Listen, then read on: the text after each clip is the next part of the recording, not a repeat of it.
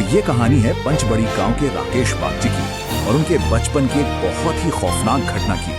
हुआ यूं कि एक छोटे से गांव में अजीब घटनाएं होने लगी और इसकी शुरुआत हुई एक रहस्यमयी राख से।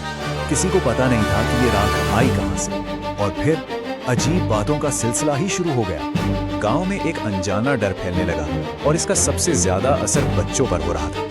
इसके तुरंत बाद गांव के बच्चों में एक अजीब बीमारी फैल गई, जिससे वो बिल्कुल बेजान और खामोश हो गए। तभी गांव के बुजुर्ग ठाकुर साहब ने बताया कि उन्हें एक भयानक सपना आया है, जो असल में एक चेतावनी थी। उन्होंने इस श्राप का राज खोला। ये सब एक भुलाई जा चुकी देवी की वजह से हो रहा था। दरअसल हाल ही में आई बाढ़ में देवी का मंदिर बह गया था और गांव वाले उनकी मूर्ति को वापस लाना भूल गए। ठाकुर ने साफ कह दिया, अगर मूर्ति वापस नहीं आई तो इस गांव को कोई नहीं बचा सकता। उन्होंने एक खतरनाक मिशन के बारे में बताया और ये काम सिर्फ एक ही इंसान कर सकता था, 12 साल का राकेश। पिता तो बहुत डरे हुए थे, पर राकेश को अपने बीमार दोस्त कालू को बचाने के लिए जाना ही था।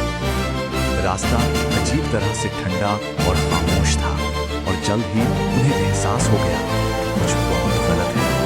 वक्त जैसे थम सा गया था और अंधेरे से किसी ने फुसफुसाकर उनके नाम पुकारे। वो एक मायाजाल में फंस गए थे, न आगे जाने का रास्ता था न पीछे हटने का।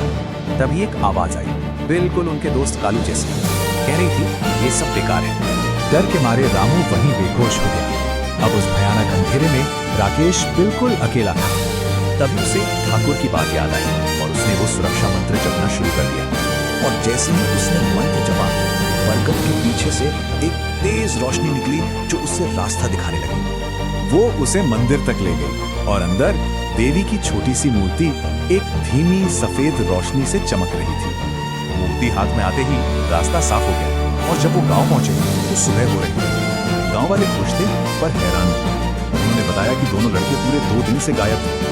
खैर, श्राप तो खत्म हो गया, लेकिन राकेश को अब भी ये समझ नहीं आ रहा था कि उसे ही क्यों चुना गया। तब उसके बालक पिता ने राज खोला। जिस शव का अंतिम संस्कार बाढ़ के दिन हुआ था वो राकेश के असली पिता थे। तो गांव को एक भुलाई हुई देवी ने बचाया था और रास्ता दिखाया था एक भूले हुए पिता की आत्मा ने।